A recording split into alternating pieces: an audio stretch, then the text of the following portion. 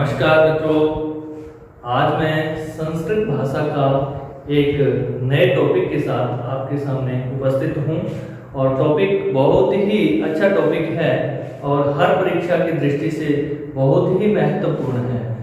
तो देखिए, आज का जो टॉपिक है कारक। आज का जो टॉपिक है वो क्या है? कारक। पहले हम जानेंगे कि कारक शब्द कैसे बना है, इसकी व्युत्पत्ति के बारे में जानेंगे। व्युत्पत्ति यानी इसका निर्माण कैसे हुआ है। देखिए, इसमें क्रि धातु है और नवुल प्रत्यय है। क्रि धातु नवुल प्रत्यय है। नवुल का भू शेष रहता है, जिसे एक सूत्र आता है युवोर्णातु। इस सूत्र से भू को अक हो जाता है। आदि वृद्धि करने पर, स्वादि कार्य करने पर कारक बन जाता है। कारक किसे कहते हैं? किसी भी क्रिया को उत्पन्न करने वाला कारक कहलाता है। जैसे परिभाषा की बात करें तो देखिए, परिभाषा है क्रियाजनकत्वम कारकत्वम। ये क्या कहती है परिभाषा? देखिए, परिभाषा कहती है क्रियाजनकत्वम। क्रिया का मतलब होता है किसी कार्य का होना, किसी कार्य का होना। क्रिया किसे कहते हैं? जिसको ध्यान नहीं है वो इससे पहले वाला वीडियो देख सकते हैं, उसमें क्रिया की संपूर्ण व्याख्या की गई है। तो क्रिया किसी कार्य का होना क्रिया कहलाती है। जनकत्वम, किसी क्रिया को जनक यानी उत्पन्न करने वाला क्या कहलाता है? कारकत्वम। किसी क्रिया को उत्पन्न करने वाला क्या कहलाता है? कारक कहलाता है। जैसे एक परिभाषा आती है करोति इति कारकम।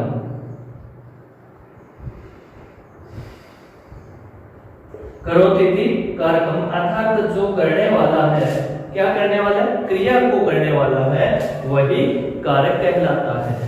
अब बात आती है कारक कितने होते हैं। संस्कृत भाषा में कारकों की जो संख्या है वो 6 बताई गई है। अब कौन सा कारक नहीं मानते हैं उसके हम संपूर्ण व्याख्या करेंगे, बात करेंगे उस पर। देखिए, दोबारा से देखिए, कारक शब्द कैसे बना है।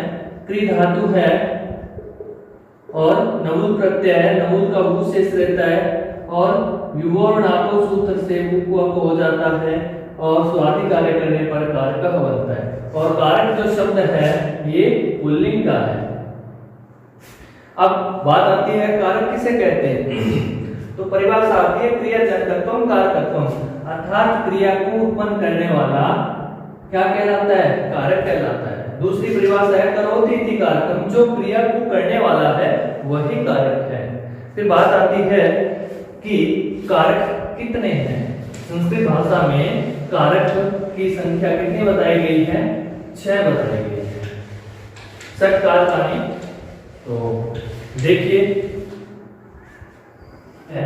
कति कारकानि, कति कारकानि, कति कारकानि, कारकानि षट।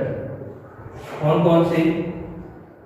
कर्ता, कर्म, करण, संप्रदान, अपादान और अधिकरण।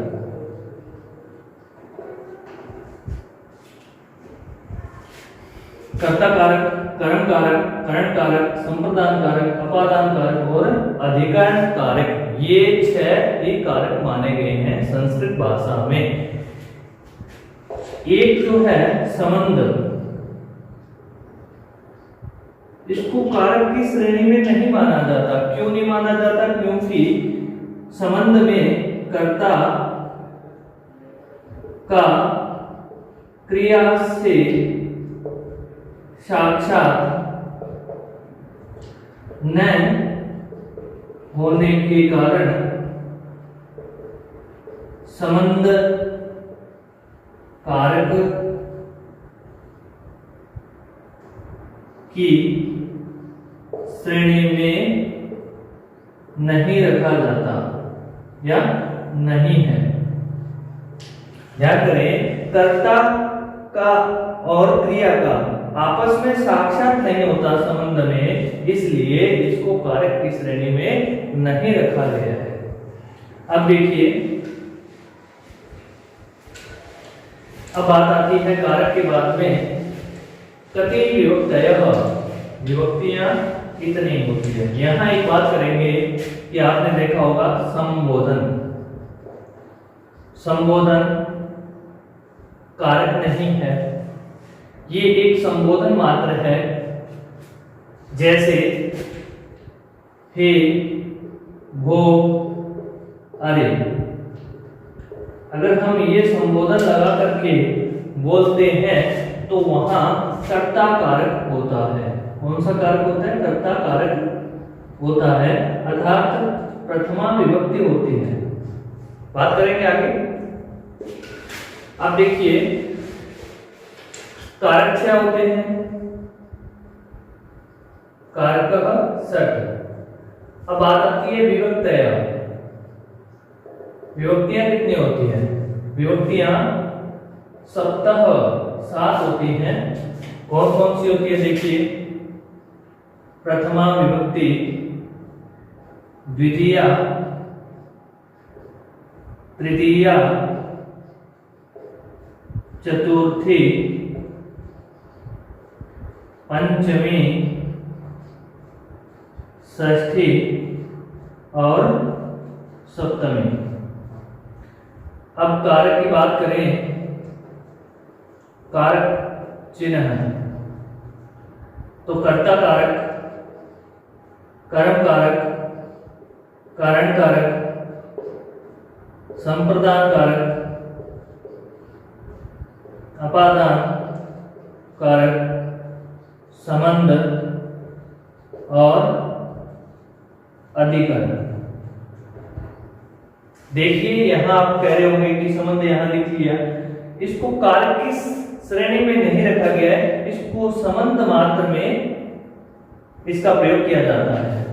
तो कर्ता ने कर्म को करण से द्वारा साधन,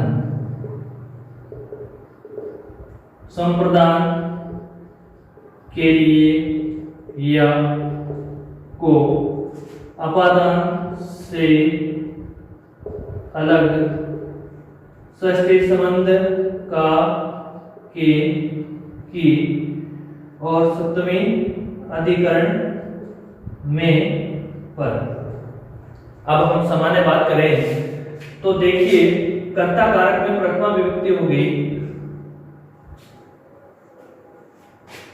रामः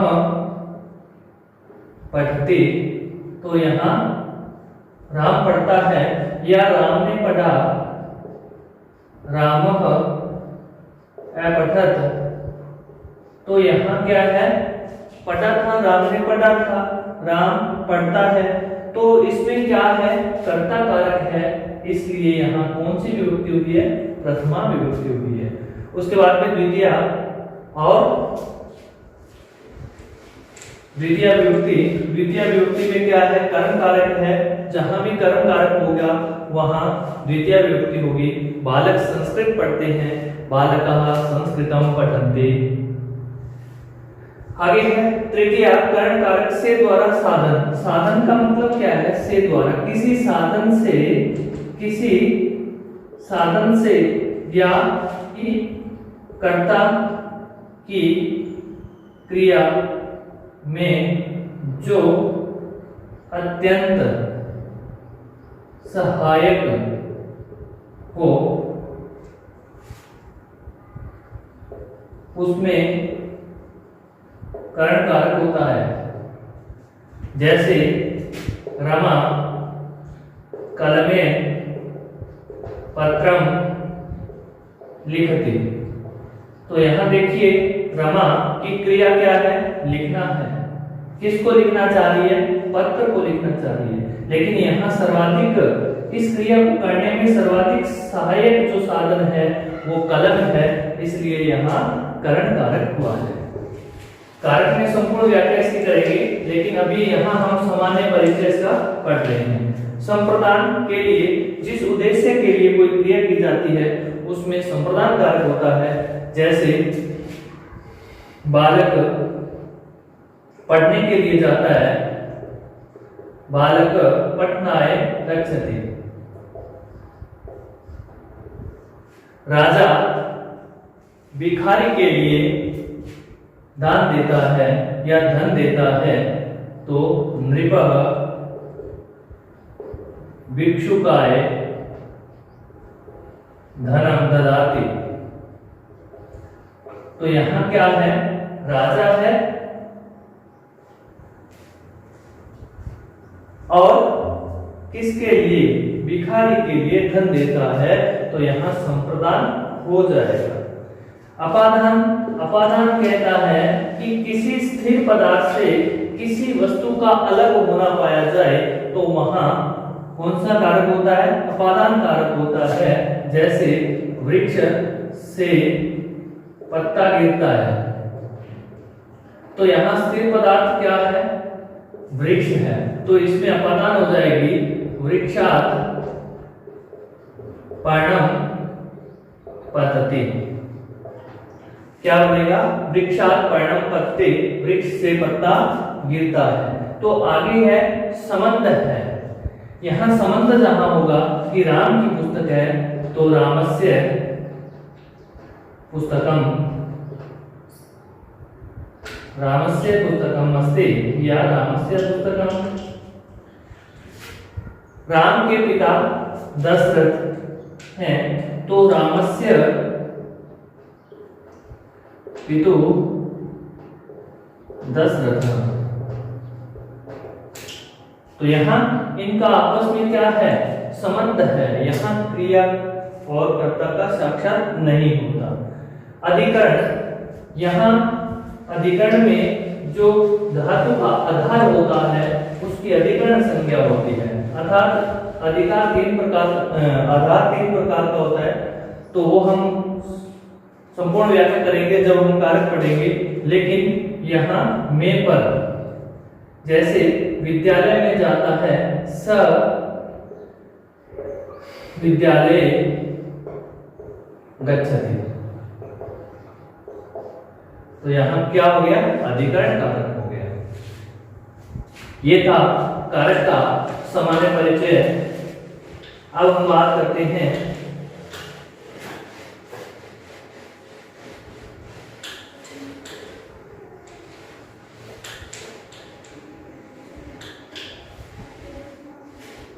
प्रथमा विभक्ति की। प्रथमा विभक्ति कर्ता कारक और चिन्ह है ने। अब देखिए प्रथमा विभक्ति का पहला सूत्र आता है प्रातिपदिकार्थ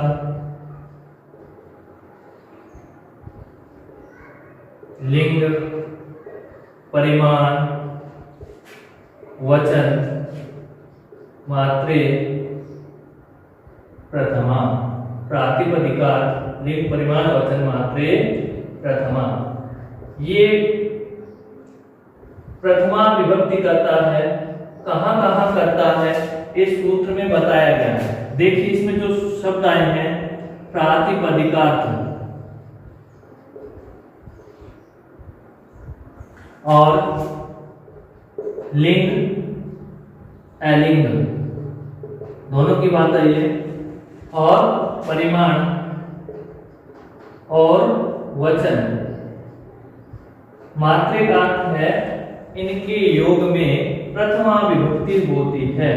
अब हम जानेंगे कि ये क्या है। प्रातिपदिक अर्थ का मतलब है ऐसा शब्द जो किसी धातु या प्रत्यय से निर्मित न हो तथा उसका एक निश्चित अर्थ हो, वह प्रातिपदिकार्थ कहलाता है। लिंग का मतलब है कि संस्कृत में पुल्लिंग, स्त्रीलिंग और नपुंसकलिंग 3 लिंग हैं। जैसे इसकी बात करें तो कृष्णः, श्री, ज्ञानम, ये प्रातिपदिकार्थ है। लिंग एलिंग की बात हो रही है तो लिंग का मतलब है तीनों लिंगों में पुल्लिंग, स्त्रीलिंग, नपुंसकलिंग। जैसे तटः, तटी, तटम। अब बात आती है एलिंग। एलिंग का मतलब क्या है? देखिए, ऐसा शब्द जिसका कोई लिंग नहीं होता, अर्थात वो पुल्लिंग में भी वैसा ही रहता है, स्त्रीलिंग में भी वैसा रहता है और नपुंसकलिंग में भी वैसा ही रहता है, तो वो है संस्कृत का शब्द अव्यय, और हिंदी में अविकारी जिसे बोल देते हैं। अव्यय का मतलब है जैसे उच्चई शब्द है, निश्चय शब्द है, ये शब्द क्या है? अव्यय है, ये बदलते नहीं है। जैसे सिंह, उच्चई, कूर्दति। सिंह ऊंचा कूदता है, तो ये वाक्य पुल्लिंग का है।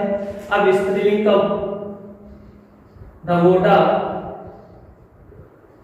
निश्चय, वदति या बालिका उच्चई वदति। तो यहां देखिए, ये जो वाक्य है ये पुल्लिंग का है। सिंह उच्चई कूर्दति, सिंह ऊंचा कूदता है, और बालिका निश्चय वदति, बालिका उच्चई वदति, तो बालिका जोर से बोलती है। तो यहाँ भी क्या है? ये स्त्रीलिंग है। यहाँ जो शब्द आया है उच्चई, वो और ये उच्चई एक समान है, अर्थात इनका कोई परिवर्तन नहीं हुआ है। अर्थात अव्यय में अव्यय जो शब्द होंगे उनमें प्रथमा विभक्ति होती है। नवोटा, निश्चय वदति, यहाँ निश्चय है, ये क्या है? अव्यय है। जो नववधु है वो धीरे बोलती है। तो आगे देखिए, आगे परिमाण। परिमाण का मतलब होता है नाप तोल। ये कहते हैं कि अगर नाप तोल का कोई विषय होगा तो वहां प्रथमा विभक्ति होती है। जैसे उदाहरण आता है द्रोणो व्रीहि, द्रोण भर चावल। व्रीहि का अर्थ होता है धान या चावल। द्रोण भर चावल, द्रोण है कोई पात्र है नाप तोल का, इसलिए यहाँ प्रथमा विभक्ति होती है। वचन का मतलब है एक वचन, एक वचन, द्विवचन और बहुवचन। ये कह रहे हैं तीनों वचनों में भी प्रथमा विभक्ति होती है। तीनों वचनों में भी क्या होता है? प्रथमा विभक्ति होती है। जैसे एकः, द्वौ और बहवः। तो ये सूत्र समझ में आ गया होगा। ये सूत्र क्या कहता है? प्रातिपदिकार्थ, ऐसा शब्द जिसका एक निश्चित अर्थ हो वहां प्रथमा विभक्ति होगी। तीनों लिंगों में प्रथमा विभक्ति होगी, और एलिंग अव्यय में भी प्रथमा विभक्ति होगी, और जहां परिमाण का द्योतक होगा, कोई नाप तोल का विषय होगा, वहां भी प्रथमा विभक्ति होगी, और तीनों वचनों में भी प्रथमा विभक्ति होती है। अब देखिए,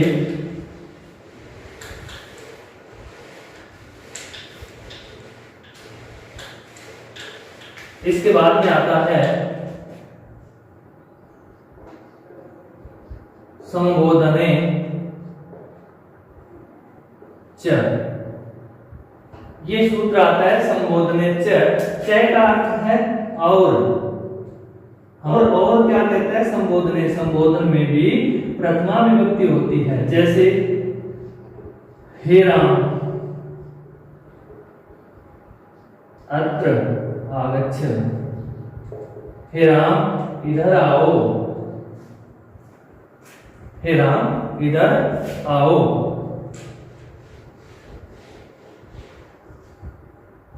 तो यहाँ क्या है, हे राम, यहाँ ये हे है, ये संबोधन है, और यहाँ क्या है, प्रथमा विभक्ति है, इसलिए यहाँ संबोधने जैसे प्रथमा विभक्ति हो जाएगी। इसके बाद मैंने जो पढ़ा कि प्रातिपदिक का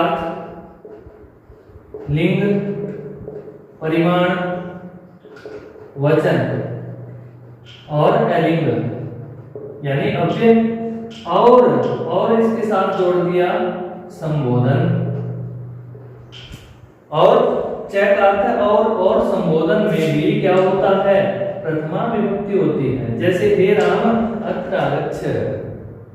तो मैं आशा करता हूँ आपको समझ में आया होगा अच्छे से। फिर भी कोई समस्या आती है, कुछ समझ नहीं आ रहा है, कुछ पूछना है, तो प्लीज कमेंट जरूर करें, और वीडियो अच्छा लगे तो अपने दोस्तों के साथ शेयर जरूर करें। धन्यवाद।